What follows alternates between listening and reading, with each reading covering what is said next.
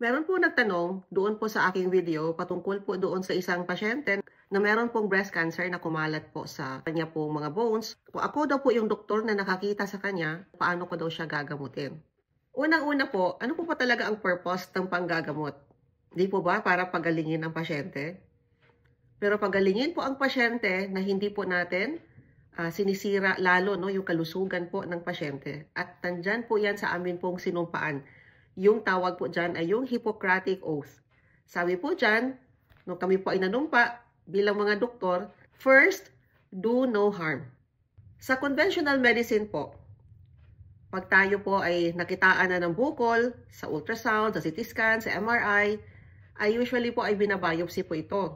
At pag nalaman po na ito ay cancerous, ang sinasuggest po kaagad, lalong-lalo na kung kaya pa ito operahan, ay operahan ito.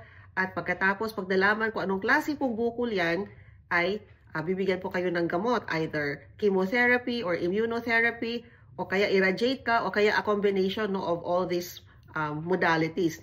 Sa naturopathy naman po, tatanungin ko muna yung lifestyle, ano ba yung posibleng dahilan kung bakit po sila nagkaroon ng mga bukol. So, syempre, andyan po yung usually, yung mga environmental factors, andyan po yung mga kinakain, andyan po yung lifestyle, andyan po yung mga toxins that come in contact with our body.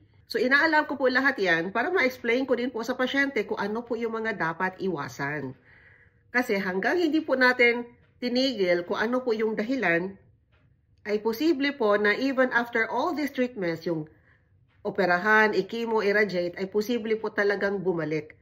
Kasi po, pag tayo po inoperahan, irradiate, o kaya kinimo po, hindi naman po tinanggal or ginamot yung dahilan kung bakit po tayo nagkakaroon ng cancer. Yun naman po ang role ng naturopathic doctor, yung explain sa mga pasyente yung ugat. Kasi hanggang hindi po natin pinutol yung ugat na yan, pabalik-balik lang po talaga yan, mga bukol na yan.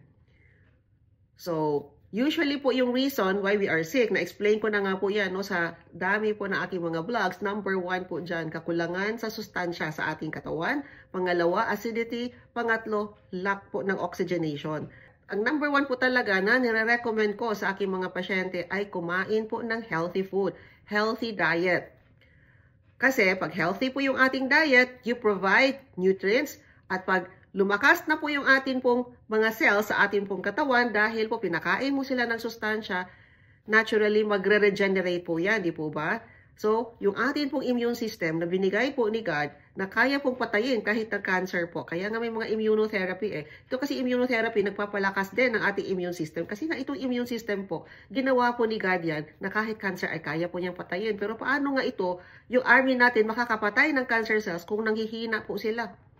Kung walang oxygen, hindi makahinga, kailangan po natin silang i-oxygenate. So, yan po yung usually ginagawa ng naturopathy, na i-educate kung ano yung mga kakainin, ano yung mga hindi kainin, para makaregenerate yung mga cells. So, katulad halimbawa itong pasyente na ito, na dumating po at nakita nga po na meron na po siyang stage 4 na cancer na kumalat na po doon sa buto, siguro po kung ako po yung doktor, hindi ko na po siya bibigyan ng gamot na pangpatigil para ito ay kumalat. Kasi kumalat na nga, di po ba? So, hindi ko na siya bibigyan ng gamot na yon. May magagawa din po ba ang naturopathy sa mga ganito? Alam niyo po, pag talagang mga ganitong klaseng mga pasyente po, mahirap na po talaga na gamutin completely. Kasi nga po, kumalat na. At hindi lang po yan tipong kumalat sa buto. Pero po tayo tinatawag na micrometastasis, yung mga kumalat pa sa ibang parte ng katawan na hindi pa nakikita sa mga ultrasound, MRI, CT scan. Usually po, meron po talaga. Ibig sabihin po, yung cancer na yan ay halos sa buong katawan natin. So even with natural medicine, it's very difficult to reverse the problem. At yun po lagi yung sinasabi ko din sa mga pasyente. Sinasabihan ko po sila ng totoo, I don't give them false hopes. So, nasa kanila na yon kung gusto po nilang mag-naturopathy, wala pong problema sa akin kung i-combine yung naturopathy, i-combine po ng conventional medicine, pwede pong pagsabayin lahat yan. Depende po sa choice po ng pasyente po yan. Kailangan po natin i-explain lahat kung ano yung pros and cons, and we should let our patient decide kung ano po yung talagang gusto nilang gawin. So, i-guide po natin sila to make that decision. Pag mga ganito na po kasi na mga stage 4 na mga cancer patients, usually po ang ginagawa po namin ay we call it palliative. We make the patient more comfortable. Kung ano man yung naramdaman nila, kung in pain sila, we give them pain relievers, make them comfortable.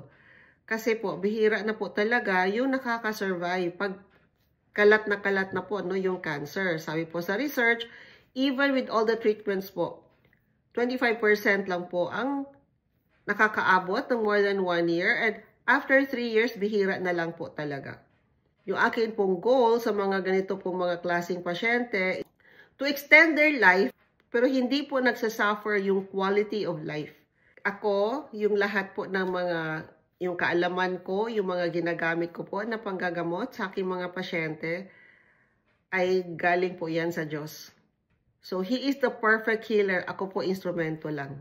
So, if God will it, na gamitin po ako para po sa kagalingan nyo, I would be happy, no, more than happy to be of help, no, to any patient out there.